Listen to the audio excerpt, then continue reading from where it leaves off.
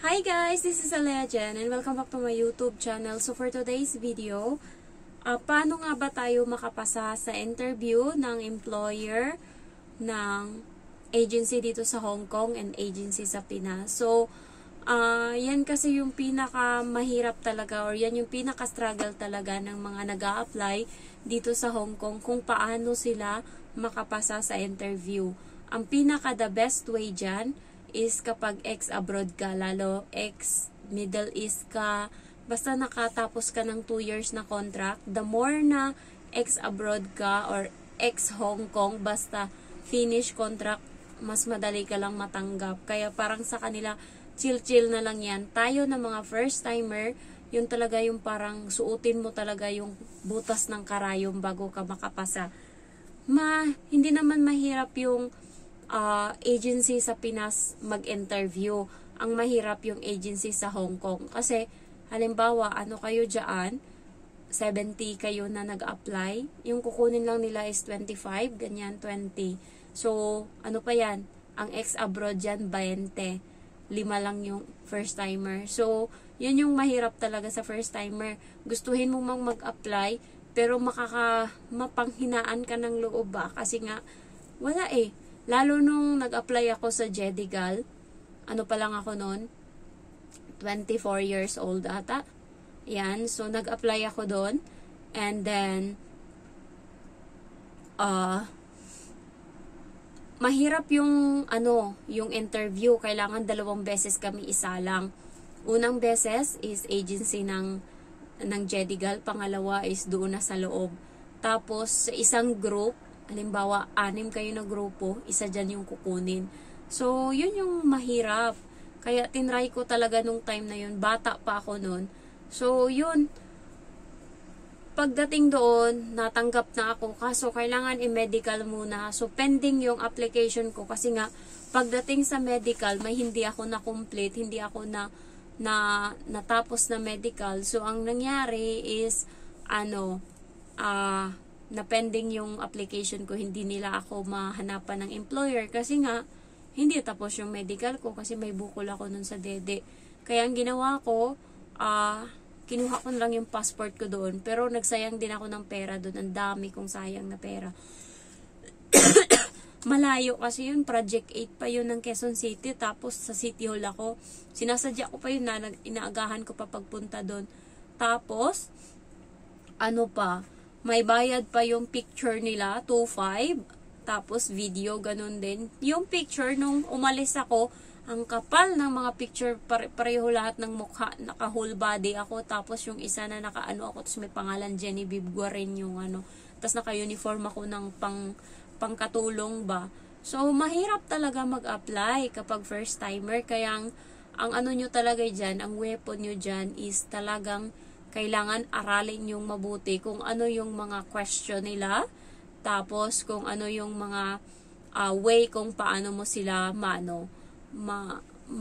mapastop ba or saglit lang, parang may iba dito sa katulong na to, parang may sa akin kasi nung in-interview ako ng amo ko, pinaiwanan ko siya ng konti na word, hindi ko alam, pumasok lang yun sa utak ko. Sabi ko sa kanya, nagulat din ako, sabi ko sa kanya, kung i-hire nyo ako bilang katulong nyo, ituturing ko yung anak nyo bilang sarili ko ding anak. Tapos nagbago, nasabi ko na yun, tapos binago ko. O kaya, sarili kong kapatid, nakakabatang kapatid. So parang doon napatahimik yung amo kong babae. Nung time na yun, para siyang natulala. Parang napaisip siya, bakit ko nasabi yun? Nung time na yun, huli na para bawiin ko. Kasi, yun na yung uling alas ko nung time na yun. Kasi,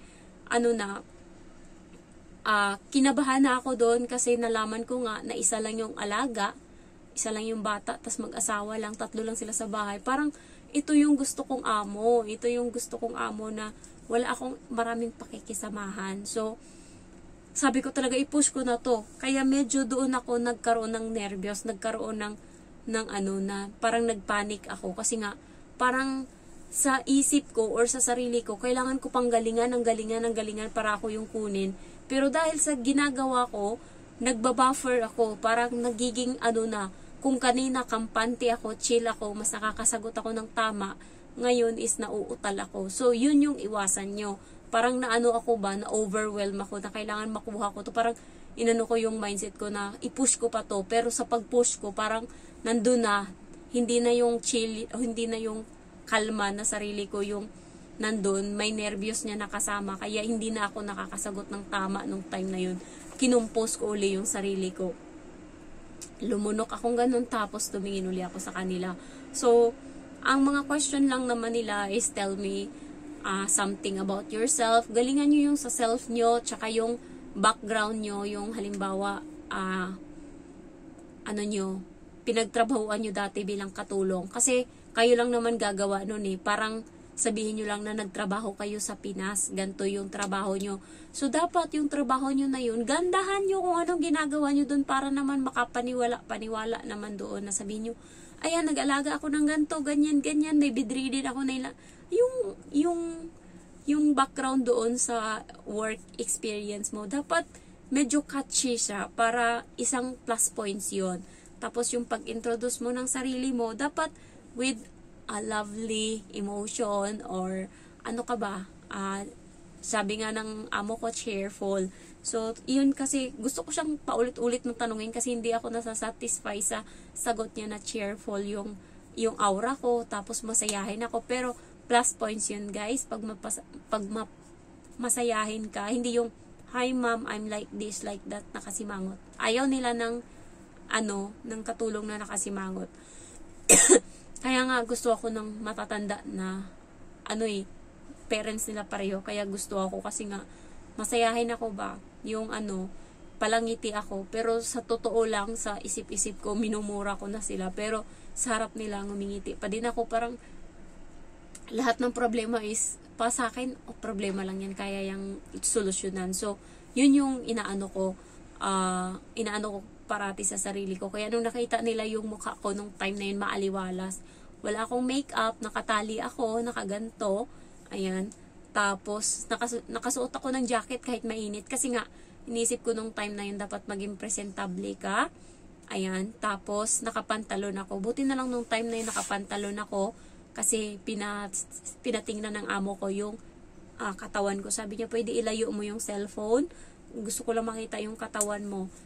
Gusto niya palang makita yung katawan ko. Tinanong ko siya kung bakit. Kasi yung dati niya daw nakatulong, mataba. Hindi daw magkasya dito sa butas na dinadaanan paakyat sa kwarto. Kaya gusto niyang tignan. Sabi ko sa kanya, buti na lang nung time na yan, hindi ako nag-short. Niisip ko pa naman, yung titignan mo lang sa akin, yung hanggang dito lang ba, yung hanggang sa tiyan lang. Sabi niya, okay lang naman kung naka-short ka, titignan ko lang talaga yung katawan mo kasi baka hindi ka magkasya sa pintuan namin. Tsaka dati, yung katulungan namin, mataba, pawisin, ligo siya ng ligo. So, kuripot yung amo ko sa mga ganyan. Iniisip niya, sayang yung oras na dapat tinatrabaho mo yan, ligo-ligo ka dyan. So, ligo namin dito kada gabi lang talaga. So, ayun lang guys. Dapat cheerful kayo, working experience, galingan nyo. Tsaka, plus points kapag may pinag-aralan ka. Yan, gusto nila yung may pinag-aralan kasi nga gusto nilang turuan mo yung anak nila sa homework, ganyan. So, ang mo lang dyan is swertihan lang talaga, pray ka lang, ganyan na sana dumating yung para sa'yo. Kasi, kapag para sa'yo talaga, kahit hindi mo yan ibigay ng ibang tao kung para sa'yo, si Lord na mismo mag-aabot niyan sa'yo. Kaya, ako dyan sa paniniwala na yan. Kasi, ang para sa akin, itong pinunta ko dito ngayon, lahat to galing kay God. Ang bilis-bilis lang ng alis ko, napaka-smooth lang lahat. Wala akong kahirap-hirap, guys. Tsaka pagdating ko dito, hindi ganun kasalbahe yung amo ko kahit papano naman. So, yun. Surtihan lang talaga. Partida, first timer pa ako. Galingan nyo lang sa English. Manood kayo ng mga video dyan sa YouTube. Search nyo Light in Hope. May mga interview sila dyan. Gayahin nyo. Huwag kayong puro tanong lang ba. Mag-research kayo. Mag-search kayo sa YouTube. Maraming mga video daan ng mga katulong na ini-interview sila, ganyan-ganyan. So, makakakuha kayo ng idea. Sulat nyo sa notebook. Tagpiin nyo yun para meron kayong sariling inyo. So, yun yung ginawa ko dati. Kaya nga, sa ulo ko lahat ng introduce yourself ko, tsaka kung ano-ano pa dyan, hanash ko sa buhay. Kaya kailangan bago kayo sumalang sa interview ng employer, ready kayo, nag-review kayo, wala naman kayong ginagawa ngayon muna. So, yun muna yung pag-anuhan nyo, pagtiyagaan nyo. Ako nga dati, pagkatapos ko ng work, pag-uwi ko ng bahay, pinapanood ko yung mga video ng mga vlogger dito sa Hong Kong na nagbibigay ng tips, kung ano yung gusto ng mga amo, kung ano yung ayaw, ganyan-ganyan. Para may idea ka ba? Tsaka para mapaghandaan mo yung araw na dumating man na i-interviewin ka, dapat ready ka. So, thank you for watching and I love you all. Bye-bye.